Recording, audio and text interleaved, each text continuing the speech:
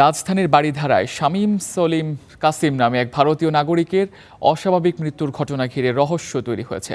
বারিধারার park রোডের বোরাক park ভ্যালির বাসা থেকে গুরুতর অবস্থায় ইউনাইটেড হাসপাতালে নেওয়া হলে চিকিৎসকরা তাকে মৃত ঘোষণা করেন। নিহতের শরীরে অস্বাভাবিক কিছু চিহ্ন পাওয়ায় ঘটনাটি সন্দেহজনক হিসেবে দেখছে পুলিশ। মৃত্যুর প্রকৃত কারণ জানতে ময়নাতদন্তের রিপোর্টের অপেক্ষায় আছে আইন শৃঙ্খলা বাহিনী। কারণ অনুসন্ধানে র্যাব ও সিআইডির ফরেনসিক দলের আলাদা টিম ঘটনাস্থল পরিদর্শন করেছে।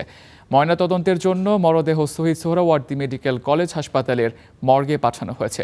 পরিবারটি 4 বছর ধরে ওই বাসায় বসবাস করছিল বলে জানিয়েছেন বাসার নিরাপত্তা কর্মী।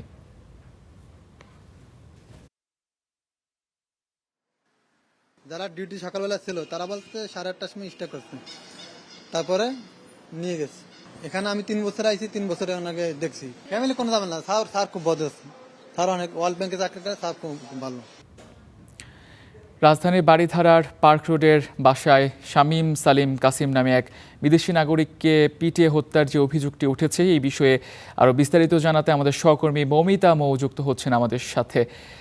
মৌমিতা, তিনি কোন দেশের নাগরিক, এই তথ্য আপনি জানতে পেরেছেন কিনা, এবং এই ঘটনায় পুলিশ কি বলছে বিস্তারিত জানাবেন আমাদের।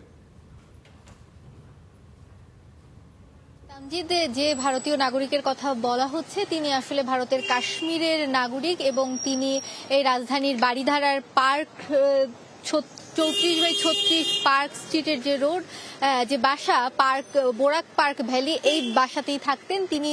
তার স্বামী, সন্তান, পুত্রবধূ, 2 নাতনি এবং এক কাজের মহিলা সহ এই বাড়িটিতে প্রায় 4 বছর যাবৎ তারা থাকতেন। এবং তার ছেলে, যার নাম হচ্ছে সেলিম কাসিম, তিনি বিশ্বব্যাংকের সিও পদে কর্মরত রয়েছেন এবং 4 বছর যাবৎ তারা বাংলাদেশে রয়েছেন এবং এই চাকরির কর্মসূত্রেই কিন্তু তারা বাংলাদেশে রয়েছেন। এবং সকালে যখন তিনি, তার পরিবারের পক্ষ থেকে বলা হচ্ছে যে তিনি অসুস্থ হয়ে পড়ার পরে তার ছেলে তাকে হসপিটালে নিয়ে যায়, রাজধানীর ইউনাইটেড হসপিটালে, এবং সেখানের কর্তব্যরত চিকিৎসক তাকে যখন রিসিভ করে তখন তারা তার মৃতদেহ রিসিভ করে। এরপরে তারা পুলিশে খবর দেয় এবং পুলিশ ঘটনাস্থলে গিয়ে তার শরীরের বিভিন্ন স্থানে আঘাতের চিহ্ন পাওয়ায় এরপরে কিন্তু পুলিশ বিষয়টিকে একটু অন্যভাবে দেখার চেষ্টা করছে এবং এরপরে কিন্তু তার লাশটি ময়নাতদন্তের জন্য সোহরাওয়ার্দী হসপিটালে নিয়ে যাওয়া হয়েছে দুপুর 2টা নাগাদ।